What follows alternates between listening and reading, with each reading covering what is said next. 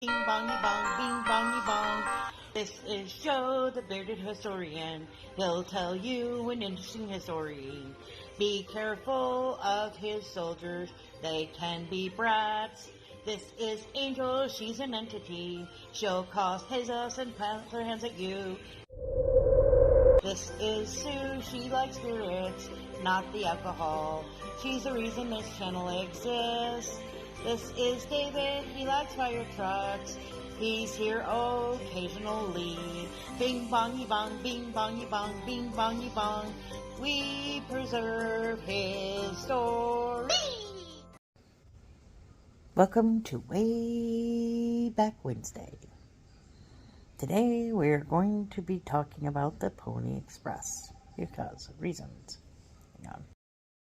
But before we listen to Joe ramble about the ways of the olden days, we're going to do a shout out.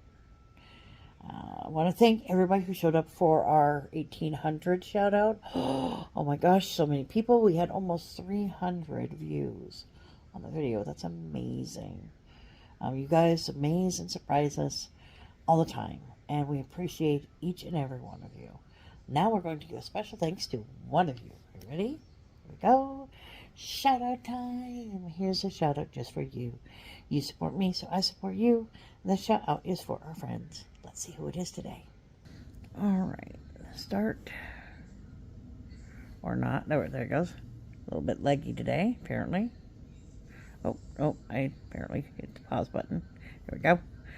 All right, so we got She Stole, Ohio, Handicapped, Alice, Kenny and Debbie. Hang on a minute.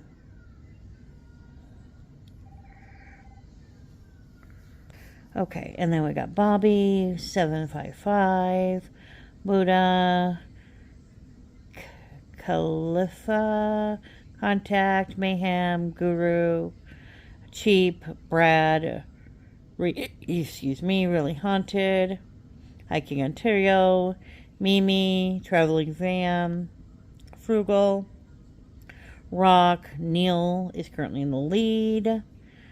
Let's see, we got Goat, we got Rooks, we got Jessica, we got Frugal, got Traveling, got Contact, we got My Crafty. Hey, My Crafty is in the lead. Is My Crafty gonna win? Oh, hang in there, My Crafty. My Crafty wins, yay! Hang on. All right. My Crafty does, can you guess? Craft. So this is My Crafty. I just added her on my Instagram because apparently I didn't have her. But she does crafts. We've got shorts with little, looks like bookmarks. We've got lives with all kinds of craft. Oop, that's not what I meant to do. I was trying to scroll, and I'm not a very good scroller, apparently. So check out My Crafty, like, share, comment, have a good day. All right, Mr. Bearded Historian, what you can tell us? Well, we're going to talk a little bit about a happy little experiment that occurred back in 1861.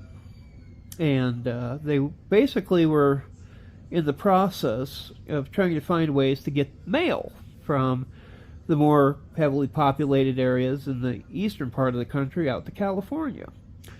Now, this idea of having a fast mail route from the Pacific Coast was largely prompted by the newfound prominence and rapidly growing population. Now, gold, as we have spoken about before, was originally discovered in 1848. Thousands of prospectors, investors, and businessmen made their way out to California and it became a territory. In 1850, it became a state of the Union. Well, by 1860, the population had grown to 380,000 people. The prospect of California and its national role became a source of bitter partisan debate in Congress.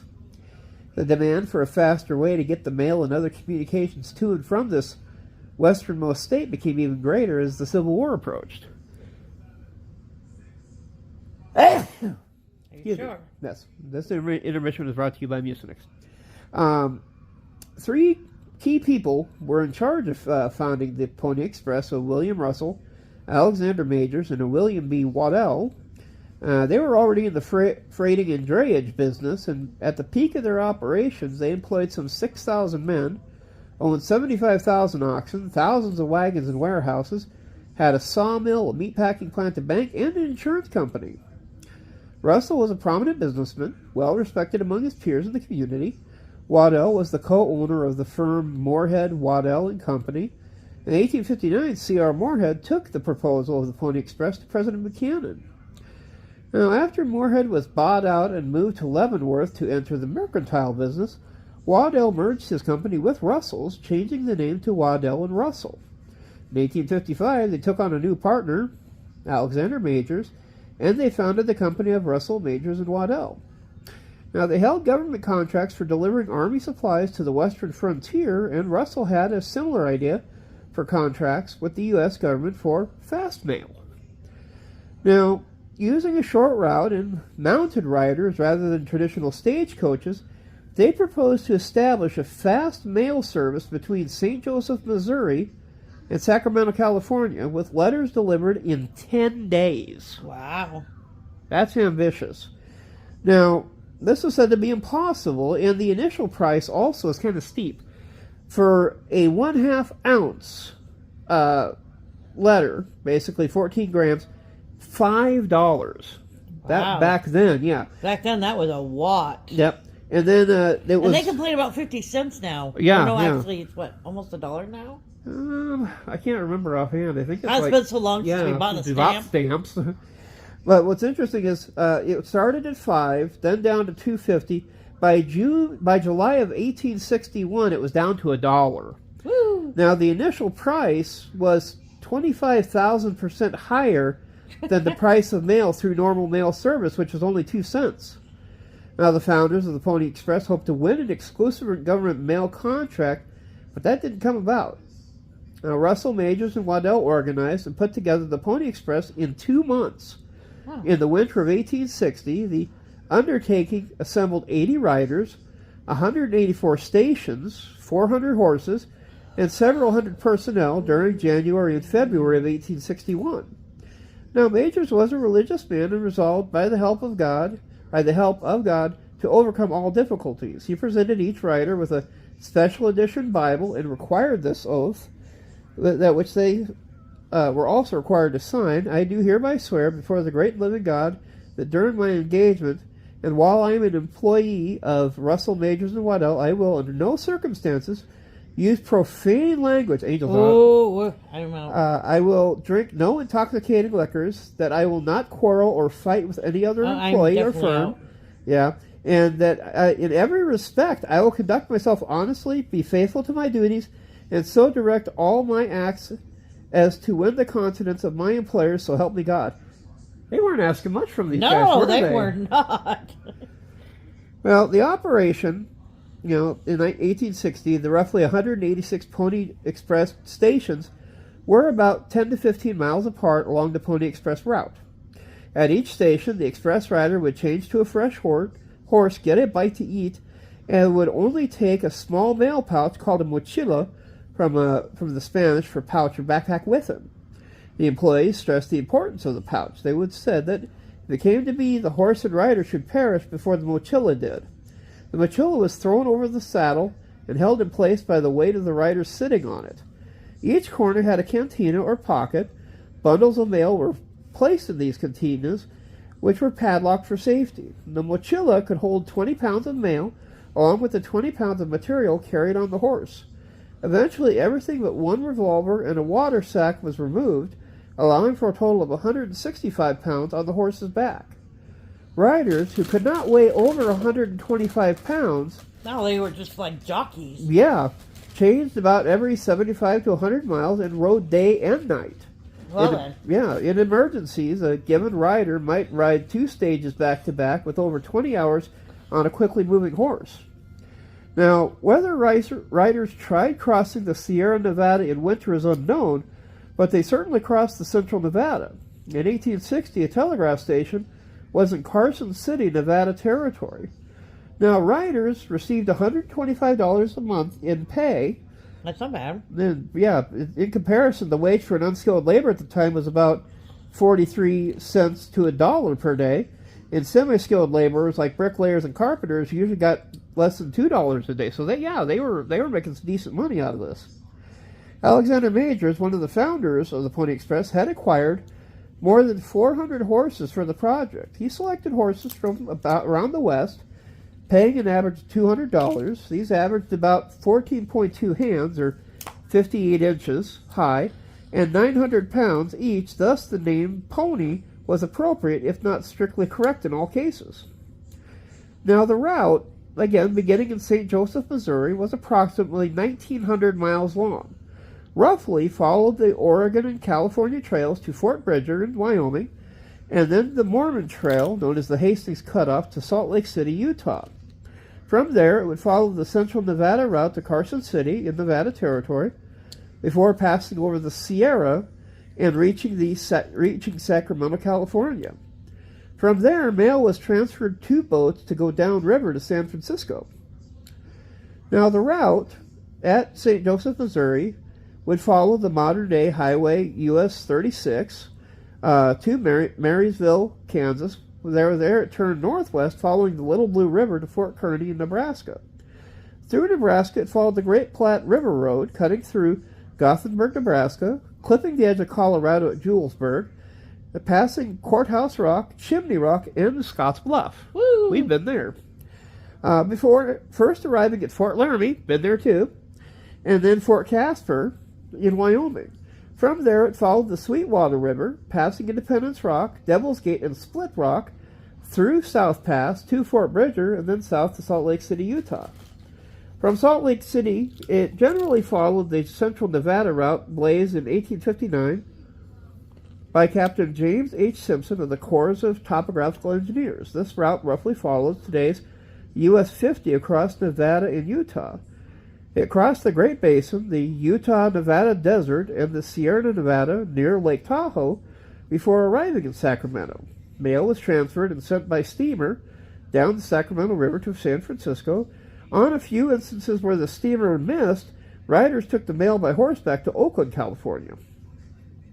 Now, again, along this route used by the Pony Express, 190 stations were used. The stations and station keepers were essential to the successful, timely, and smooth operation of the Pony Express.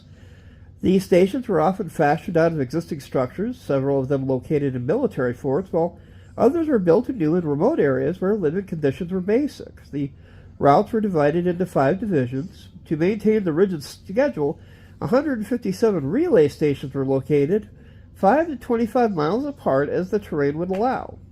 At each swing station, riders would exchange the tired mounts for fresh ones, while home stations provide room and board for riders between runs.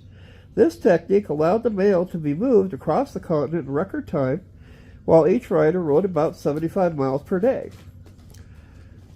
Now, Division 1, between St. Joseph and Fort Kearny, you had the St. Joseph Station, the Troy Station, Lewis, Kennecott, Kickapoo, Log Chain, Seneca, Ash Point, Guittard, Marysville, Cottonwood, Atchison, Lancaster. Into Nebraska, you had the Rock House Station, the Rock Creek Station, Virginia City, the Big Sandy, Millersville, Kiowa, Little Blue, Liberty, Spring Ranch, 32 Mile Creek, Sand Hill, Hooks, Kearny Valley Station, and Fort Kearny. Into Division 2, the stations between Fort Kearny and Horseshoe Creek, you had 17 Mile, Platte Station, Garden Station, Plum Creek Station, Willow Island, Coldwater, Gilman Station, Machete Station. That one sounds safe. Yes, Machetes.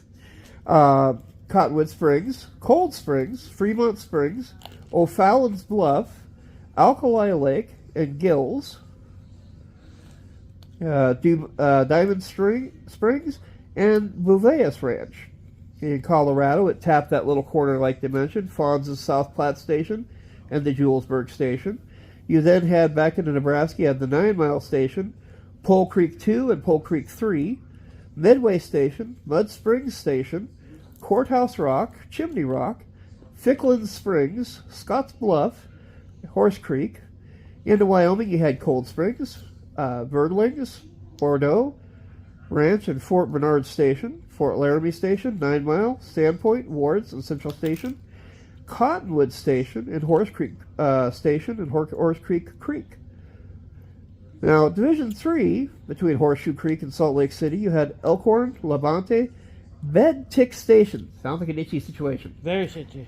Laperdell, Box Elder Creek, Deer Creek, Little Muddy, Bridger Station, Fort Casper or Platte Bridge, North Platte Station, Red Butte Station, Willow Springs Station, Horace Greasewoods Creek, Sweetwater Station, Devil's Gate Station, Plants Station, Split Rock Station, Three Crossings Station, Ice Spring Station, Warm Spring Station, Rocky Creek, St. Mary's Station, Rock Creek Station, Upper Sweetwater, or the South Pass Station, Pacific Spring Station, Dry Sandy Station, Little Sandy Creek Station, Big Sandy Station, Big Cinder Station. This Sandy person got around a lot.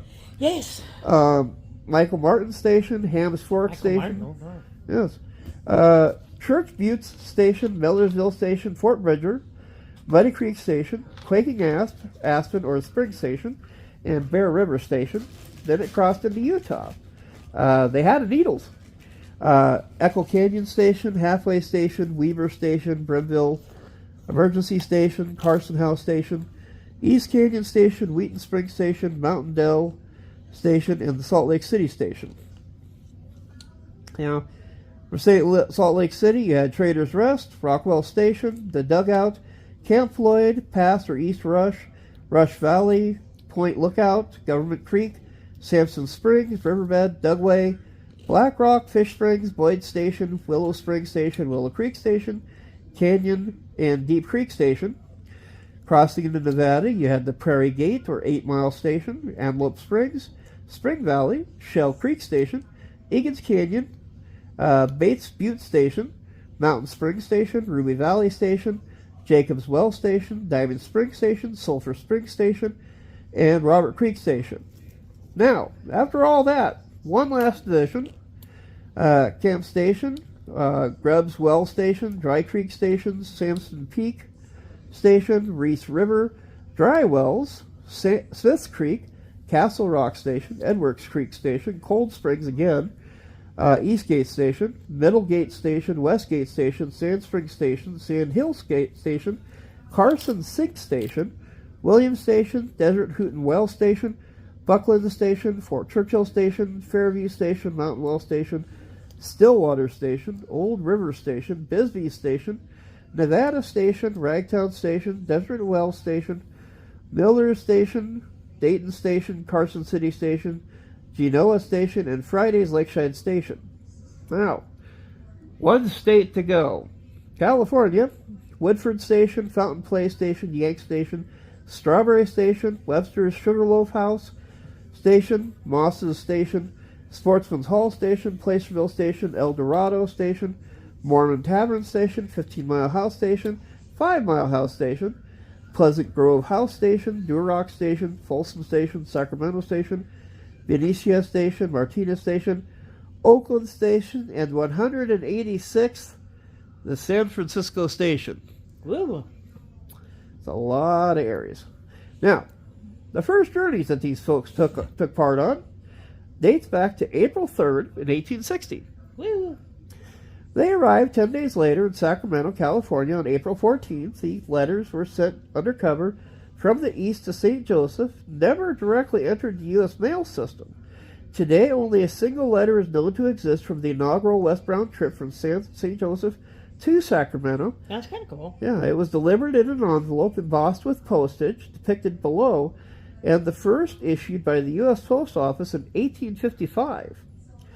Now, the messenger delivering the mochila from New York and Washington, D.C. missed a connection to Detroit and arrived in Hannibal, Missouri 2 hours late. The railroad cleared the track and dispatched a special locomotive called Missouri with one car to make the 206-mile trek across Missouri in a record 4 hours and 51 minutes, going 40 miles an hour. Wow. Back then, that was just hauling. That was just hauling. It arrived at Olive and 8th Street, a few blocks from the company's new headquarters, in a hotel at Pattee House at 12th and Penn, St. Joseph, and the company's nearby stable on Penn Street. The first pouch contained 49 letters, 5 private telegraphs, and some papers for San Francisco at intermediate points. St. Joseph Mayor M. Jeff Thompson, William H. Russell, and Alexander Majors gave speeches before the mochila was handed off. The ride began at about 7:15 p.m., and the St. Joseph Gazette was the only newspaper included in the bag. Now, the identity of the first rider has long been in dispute. The St. Joseph Weekly West reported that Johnson William Richardson was the first rider. Jonathan Fry is credited by some sources as the rider. Nonetheless, the first westbound rider carried the pouch across the Missouri River Ferry to Elwood, Kansas. The first horse-ridden leg of the express was only about a half mile from the express stables to the Missouri River Ferry at the foot of Jewell Street. Reports indicated that the horse and rider crossed the river. In later rides, the courier crossed the river without a horse and picked up his horse at a stable on the other side. So nobody knows what happened. We're just going to mess. We're going to wing it, yeah. He either didn't have a horse or he did. One way or another, he was horsing around. Now, the first westbound mochila, again, reached Sacramento on April 14th at 1 a.m. in the morning. Woo. Going eastbound from there, the first eastbound Pony Express trip left Sacramento on April the 3rd, 1860, to arrive at its destination 10 days later in St. Joseph, Missouri. From St. Joseph, letters were placed in the U.S. mails for delivery to eastern destinations. Only 2 letters are known to exist from this inaugural eastbound trip. At the mail and the Pony Express mail service, surprisingly enough, only existed briefly in 1860 and 1861. Few examples of the Pony Express mail survive. Contributing to the scarcity of these Pony Express mail is the cost to send a 1-ounce letter was $5 at the beginning of the equivalent to $170 in today's money, or 2.5 days of semi-skilled labor. By the end of the Pony Express, the price had dropped to $1 per half-ounce, but even that was considered expensive to mail 1 letter. And only 250 known examples of Pony Express mail still remain. Postmarks were added to the mail to be carried by the Pony Express at the point of departure. The William Russell, senior partner, was one of the biggest investors of the Pony Express, used the 1860 presidential election of Abraham Lincoln as a way to promote the Pony Express and how fast it could deliver U.S. mail. This is an important event because just 4 years earlier in the prior election, it took months to get the news of James Buchanan's win. The election of Lincoln was important because the newly named president would take the country into the Civil War. Prior to the election, Russell hired extra riders to ensure that fresh riders and relay horses were available along that route. On November the 7th, 1860, a Pony Express rider departed Fort Kearny, Nebraska Territory, with the election results. Riders briskly traversed the route over snow-covered trails to Fort Churchill, Nevada Territory at the end of the Western Telegraph Line. California's newspapers received word of Lincoln's election only 7 days and 17 hours after the East Coast papers, an unrivaled feat at that time. Now, the Paiute War was a minor series of raids and ambushes initiated by American expansion into the territory of the Paiute Indian tribe in Nevada, which resulted in the disruption of mail services by the Pony Express. This took place from May through June of 1860, although sporadic violence continued for a brief period afterwards. In the brief history of the Pony Express, only once did the mail not go through. After completing 8 weekly trips from Sacramento to St. Joseph, the Pony Express was forced to suspend mail services because of the outbreak of the war. About 6,000 people in Nevada had suffered during the winter of fierce blizzards that year. By spring, the whole tribe was ready to embark on a war, except for the Paiute chief named Umanga. For 3 days, he fasted and argued for peace. Meanwhile, a raiding party attacked Williams Station, Pony Express Station, located on then Carson River under present-day Lake Lilhannon, not to be confused with the larger Indorhithic Pleistocene lake of the same name.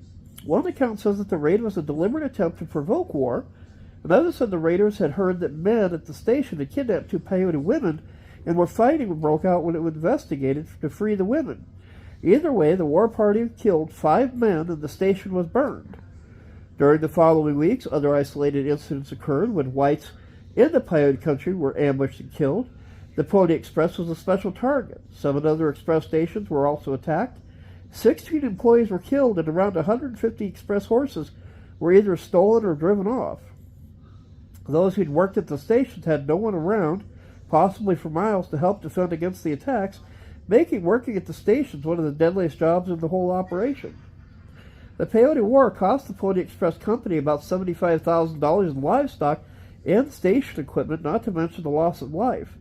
In June of that year, the Peyote Uprising had been ended through the intervention by U.S. troops, after which 4 delayed mail shipments from the east were eventually brought to San Francisco on June 25, 1860. During the brief war, 1 Pony Express mailing, which left San Francisco on July 21, 1860, did not immediately reach its destination. That mail pouch, or mochila, did not reach St. Joseph and subsequently New York for almost 2 years. But the happy legacy, everybody will remember the Pony Express and its effort to make faster mail a neat thing. And nowadays, you hardly think about how hard it is for mail to go from one place to another. We might complain from time to time when it takes, up to 5 days, although I will say our mail system is a bit antiquated. A good example here in South Dakota is when you try to mail something from 3 blocks away and they have to send it all the way to Sioux Falls and then back to Rapid. That's kind of silly. Very silly. But it could be a whole lot worse where you have to go all the way across the country to get your mail. But that's been Joe the Bearded Historian. You folks have a good night out there, and we will talk to you later. Bye-bye.